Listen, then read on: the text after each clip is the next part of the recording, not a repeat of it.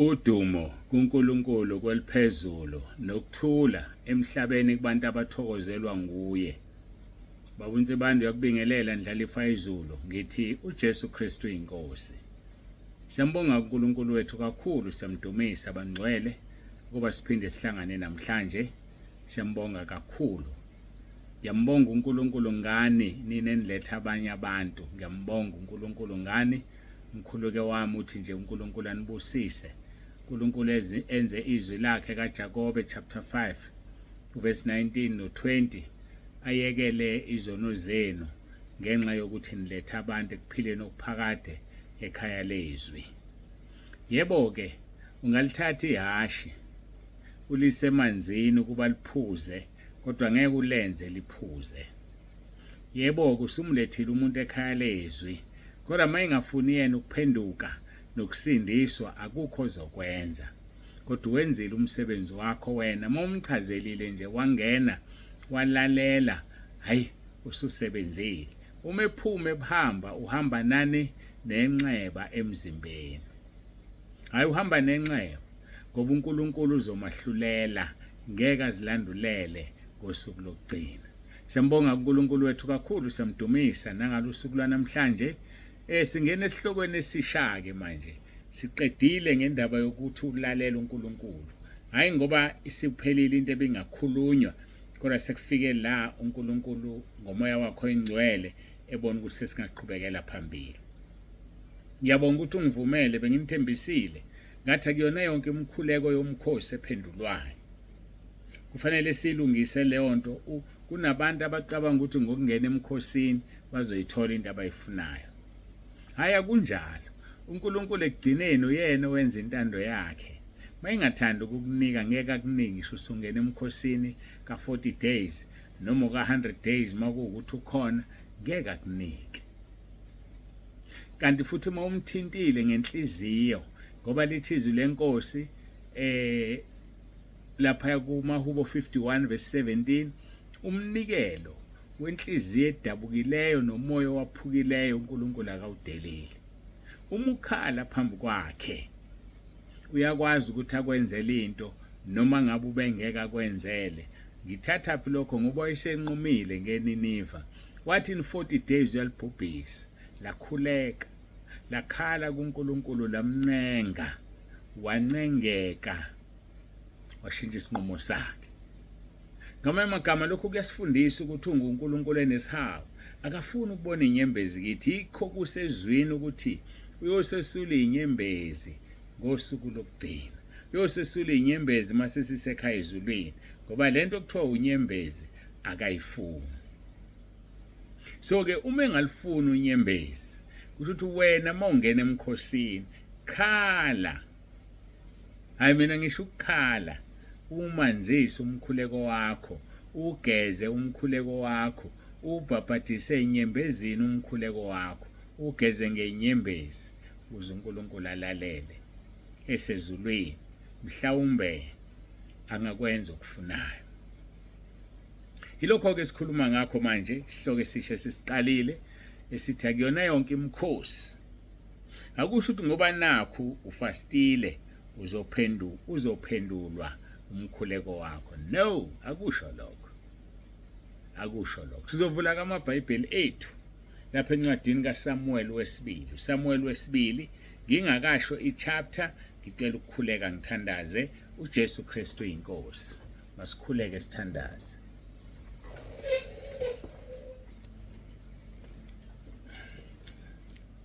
Baba wethu ongcwele, uNkulunkulu wethu onomusa, siyazithoba phambi kobuso bakho. Siyabonga ukusithanda kwakho, siyabonga ngosuku lwanamhlanje. Ngiyacela ke Nkosi ube kanye nathi kule nkonzo, uzambule ukhulumisane nempilo yethu ngomoya wakho ingcwele. Dumo lonke silinikeza wena, uJesu Kristu inkosi. Amen. Simdumisa ke uNkulunkulu wethu, simbonga bangcwele kakhulu ngalokho asenzele khona. Sivula ke incwadi yesibili kaSamuel, incwadi yesibili kaSamuel iyona lesivulayo. Incwadi yesibili kaSamuel isahluko 12, sizofunda uverse 22 noverse 23. verse 22 no verse 23 sibuke ukuthi sizothatha lesi sihloko sisifikise kuphi, noma siyaphela namhlanje noma siyaqhubeka. Masifundeke la kukhulunywa ngoDavide kade ezile ukudla ngenxa yokugula kwengane yakhe. Asifundeke Samuel wesibili chapter 12 verse 22 no 23. Wathi ke yena kusho uDavide, wathi ke yena, umntwana esekhona ngazila ukudla, ngakhala ngokuba ngathi, ngubani owaziyo ingabe uJehova uyakuba nomusa kimi ukuba umntwana aphile na? Verse 23. Manje usefile, ngiyakuzilelani na? Ngingambuyisa yini? Ngiyakuya kuye, kepha yena akayikubuyela kimi. Akayikubuyela kimi. Ijulile lento akhuluma ngayo uDavide la. Sizoqala emuva ngokuyixoxa, kodwa ngifuna nje lamavesi ke siwabuke. Umntwana esekhona ngazila ukudla, ngakhala ngokuba ngathi, ngubani owaziyo ingabe uJehova uyakuba nomusa kimi ukuba umntwana aphile na? La sibuka uDavide engena emkhosini, engenela ingane igula, ethi ngabe ubani owaziyo uJehova uyakuba nomusa. Leso statement sisikhombisa ukuthi kuyenzeka uNkulunkulu angabi nomusa ngenxa yomkhosi wakho, kuyenzeka abe nomusa kwenzela umusa ngomkhosi wakho. So ngena emkhosini unengqondo yokwazi ukuthi ukuze ungalimali, uma uJehova benomusa kimi, uma inkosi uJesu benomusa kimi, kuzokwenzeka engingenele emkhosini. Kodwa mayingabanga nomusa kimi, ngiyamukela intando yakho mayenziwe. Ngena emkhosini ngaleyo attitude yokuthi makwenziwe intando kaNkulunkulu. Sisakhuluma ngentando kaNkulunkulu, ngithanda ukuvula ngigqume ngiye lapha ya ku 1 John chapter 5 verse 14. 1 John chapter 5 verse 14. Yilesi sibindi esinaso kuye sokuthi uma sicela utho ngokwentando yakhe uyasizwa. Yayizwa lonto, uma ucela utho ngokwentando yakhe uyasizwa. So okokuqala kufanele ubheke ukuthi lento oyicelayo iyintando yakhe yini noma isiyona. Yathanda ukushubaka. Ake ngithathe umshado ngoba kujwayelekile emshadweni. Umuntu ucela umkhuleko, indoda yakhe iyamhlupha. Umuntu ucela umkhuleko, indoda yakhe iyamshaya noma iyamdivorce, ucela umkhuleko. Lelizwi lithi isibindi esinaso kuye sokuthi uma sicela utho ngokwentando yakhe uyasizwa. Njengoba ke wena uthandaza, ufuna indoda yakhe ingahambi, ufuna ayimisi divorce asefuna ukuyifaka, umbuzo oqala ofuna sizibuze wona, lo mshado wawuyintando yakhe yini? Wawuyintando yakhe yini lo mshado? Ngoba phela sesifuna ngene manje abuyise into esingazi noma kwakuyintando yakhe yini. Okusangenzeka ukuthi lo mshado ongeyona intando yakhe, ima kuyintando yakhe manje leyenzayo ukuthi nihlukane. Usiyathandaza wena, ufuna lo mshado uqhubeke. Uzokuphendula, uzokunika, usuzongena emkhosini wazila ukudla, uzoyibuyisa indoda? Cha, ngoba akuyona intando yakhe. Ungangizwa ke kabi, angisho ukuthi umshado yonke ayisiyona intando yakhe uma yenziwe ngabantu abangakholwa. Cha, kuyenzeka nje abantu abangakholwa bashade kanti vele intando kaNkulunkulu leyo. Uyazi yena ukuthi bazohlangana, mhlambe kulo mndeni lo la kuzophuma ingane ezoba umfundisi, uNkulunkulu ayisebenzise. Ngeke kungitshela ukuthi lo mshado ngoba nakho babengakholwa oyise nonina balomfundisi ongeyona intando kaNkulunkulu uma ezokhipha umfundisi lapho. So akulula ukuthi sithi umshado womuntu ongakholwa uyona intando kaNkulunkulu. Kodwa esikwaziyo yilokhu ukuthi uma sicela utho ngokwentando yakhe uyasizwa. So the first question ke ngaphambi kokuba ufuna ukusave umshado wakho ukucela ukwazi uNkulunkulu ukuthi lo mshado wawuyintando kaNkulunkulu yini from the beginning. Ngoba ngeke kukusiza ukuzama ukuhlanganisa into uNkulunkulu angayihlanganisi. Uthezwini lakhe uma umuntu akha indlu yena engayakho uyakhelize. Uma umuntu elinda umuzi yena engawulindile umuntu olindayo ulindela ize. So kusemqoko ukuyazi intando kaNkulunkulu ngakho konke sicelayo. Ngithemba siyakhanya manje. Yilesi sibindi esinaso kuye sokuthi uma sicela utho ngokwentando yakho yasizwa. Siqhubeke verse 15. Uma sazi ukuthi uyasizwa noma sicelani siyazi ukuthi sinakho esicelileyo esicele kuye. So uma wazi ukuthi uyakuzwa kodwa ukuza kuzwe makuba ucele ngokwentando yakhe. Uma wazi ukuthi uyakuzwa uyazi ukuthi lokho okucelile usunakho.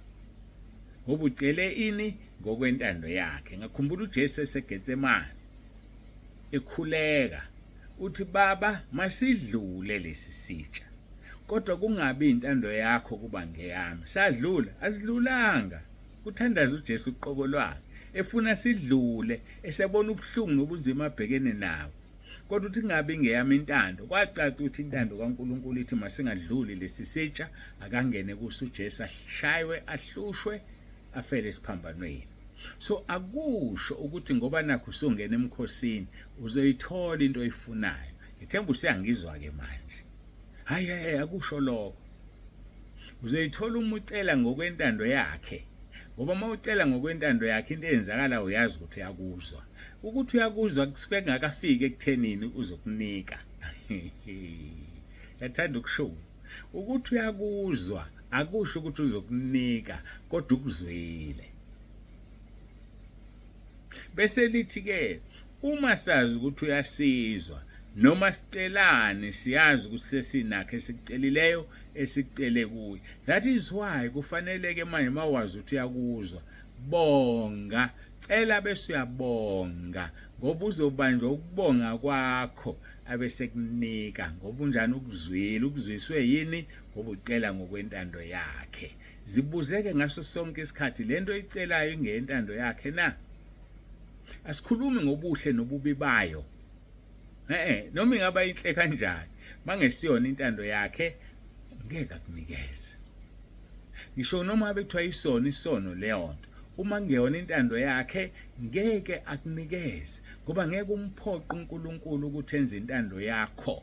Kufanele enze yakhe ngoba elakhe icebo alinakuvinjwa namuntu. Hayi uyangizwa wena mawungathi awungizwa yangazi. Ake sibuyele kuverse 22 wethu. Wathi ke yena uDavide umntwana esekhona ngazila ukudla ngakhala ngokuba ngathi ngubani owaziyo ingabe uJehova uyakuba nomusa kimi ukuba umntwana aphile na. Verse 23 manje ke usefile ngiyakuzilelani na ngingambuyisa yini ngiyakubuya ngiye kuye kepha yena akayibuyela kimi. Uma esefile musuzilela ukudla into esingasekho esefile. Uthi lapha kuSamuel wesibili uchapter 14 khuluma into esimangalisayo lapha uNkulunkulu. Samuel wesibili chapter 14 uthi ngokuba simele ukufa sinjengamanzi athithwe emhlabathini angena kuqoqwa futhi. Umuntu esefile ufana namanzi nje asetheleke emhlabathini engena kuqoqwa. Bese lithi uNkulunkulu akasusa ukuphila kepha uqamba amasu kuboxoshiweyo angabi ngumxoshwa kuye. Hayi akakususa ukuphila kodwa uqamba amasu. So ke uthina simele ukufa sinjengamanzi athithwe emhlabathini angena kuqoqwa futhi. Kodwa uNkulunkulu akakususa ukuphila kepha uqamba amasu kuboxoshiweyo angabi ngumxoshwa kuye.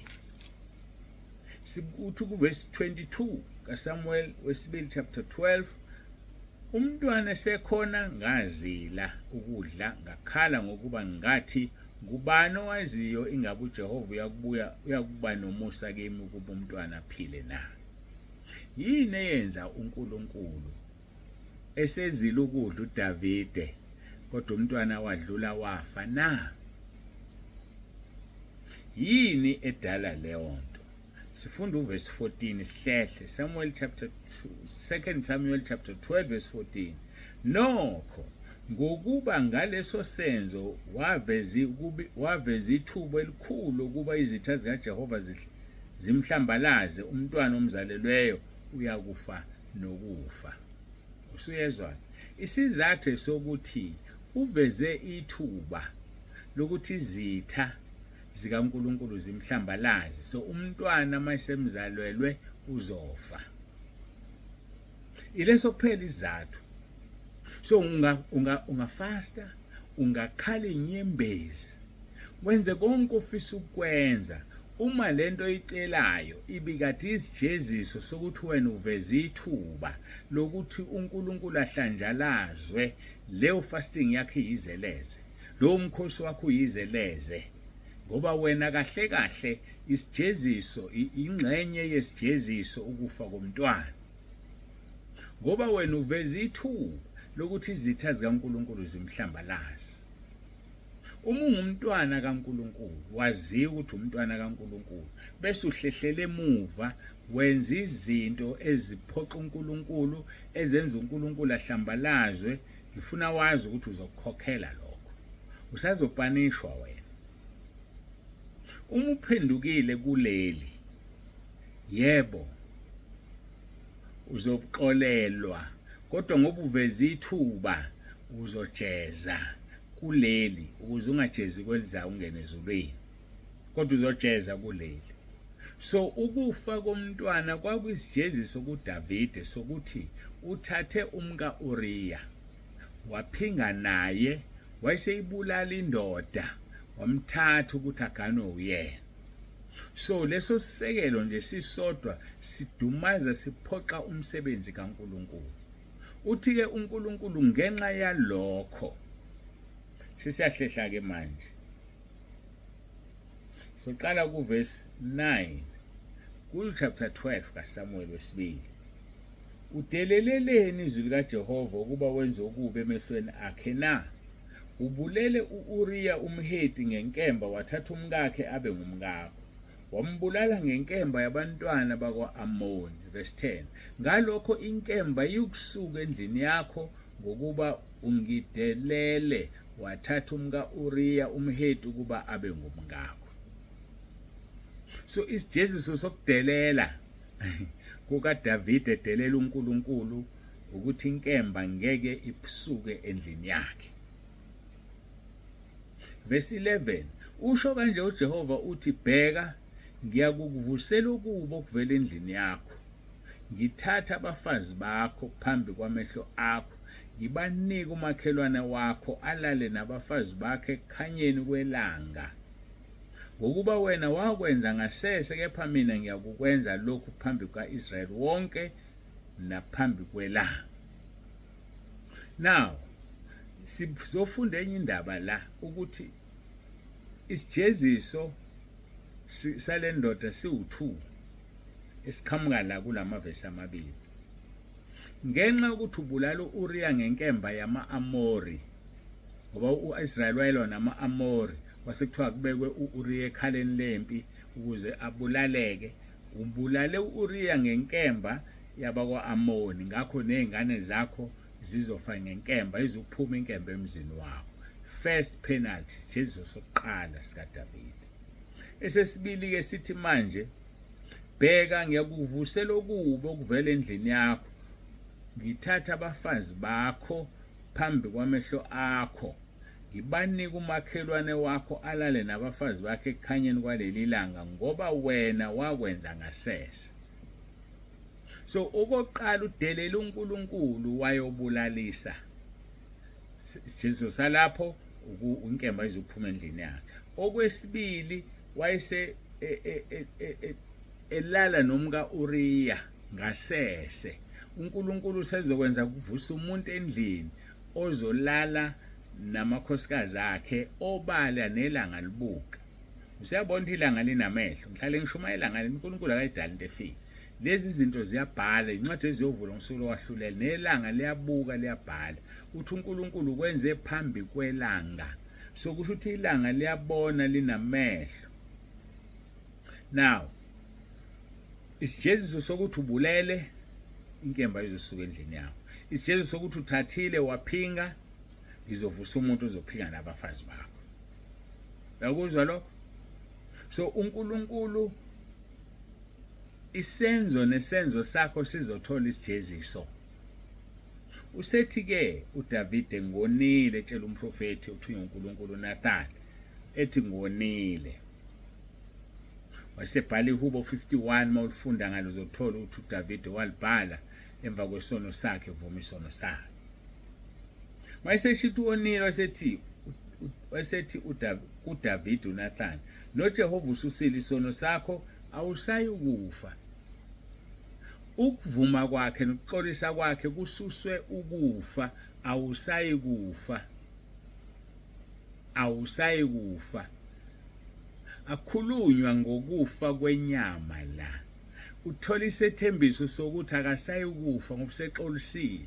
Ngeke safa, ngeke asayi isihogweni, ngeke unike assurance ngeke usafa. Uthi uJesu lapha ya kuJohn ngimangaphazama chapter 11 eya lapha ya kuLazarus efile. Ngingukuvuka nokuphila okholwa yimi nomefa wophila nophila kholwe yimi kasoze afe naphakade. uNkulunkulu yamthembisa ukuthi ngeke usafa ngoba usivumile isono sakho. Kodwa ayi madoda verse 12 verse 14 nokho ngokuba ngaleso senzo waveza ithuba elikhulu ukuba izitha zikaJehova zihlambalaza umntwana omzalelweyo uyokufa ngoba uvezeni ithuba. Manje useyazila ke uzila ukudla uzilela umntwana ukuthi angafi uzilela ukuthi uNkulunkulu angayenzi intando yakhe. Sifundile izolo ukuthi ithemba lika Israyeli liyakuzisola yini ngelikwenzile. Ngeke lizisole ngoba lisuye umuntu. Manje uDavid uhamba kabi ufuna ukumgoba ngomkhosi. Yilapho la ngikhona ukuthi ke akusho ukuthi ngoba ufastile uzophendula umkhuleko wakho. No. Ngoba lento uNkulunkulu afuna ukuyenza ingoba wena oqalile waveza ithuba lokuthi uNkulunkulu ahlanjalazwe. Ngenxa yokuthi uveza ithuba lokuthi uNkulunkulu ahlanjalazwe so umntwana ozomzalelwa uzofa. Hey ake ngiyibambe la kodwa neyizwa lemnandi le ndaba. Angazi noma kusekhona nokusela. Sizolalela umoya kaNkulunkulu ngomsombuluko ngokudinwa inkosi. uNkulunkulu abe nawe akugcine. Baba uNsibande useyavalelisa uthi akusho ukuthi ngoba ufastile uzophendulwa umkhuleko wakho. Isibindi esinaso yileso okwazi ukuthi esicelayo sicela ngokwentando yakhe. uDavide la wayicela into ephambene nentando kaNkulunkulu. uNkulunkulu uthatha isinqumo umuntu uzombulala umntwana uDavide ufastele ukuthi akangambulali. Ufuna ukucontrol uNkulunkulu. Wocabanga ukuthi lento oyifastele lento ingene emkhosini akusikhona ukucontrol uNkulunkulu ukuphikisana nentando yakhe na. Uma kukuphikisana nentando yakhe forget ngeke uphendule lo mkhosi wakho. Asikuqe sikhuleke. Baba uNsibande uyakuthanda lapho olalele khona. Baba ongcwele baba olungileyo uNkulunkulu nomusa siyabonga izwi lakho liphilile linamandla siyakudumisa. Akekho ongacacisa lezi zinto ngaphandle kwakho ngisho mina uqobo ebubeni mina ngisenyameni angikwazi ukwenza kodwa ngikwenza ngenxa kaMoya oNgcwele onginikeze yena owambula izinto. Siyakubonga uNkulunkulu wethu izwi lakho licacile kwangathi singafunda ukwazi ukuthi kupho kuyintando yakho. Singafasteli izinto ongezona izintando yakho kodwa singene emkhosini singenele intando yakho. Dumo lonke ke inkosi linikeza wena lokufanele. uJesu Kristu inkosi. uJesu Kristu inkosi. uJesu Kristu uyinkosi. Amen. Siyambonga ke siyamdumisa uNkulunkulu wethu. Ube nosuku oluhle ubaba uNsibande uyavalelisa. Uthi uJesu Kristu inkosi.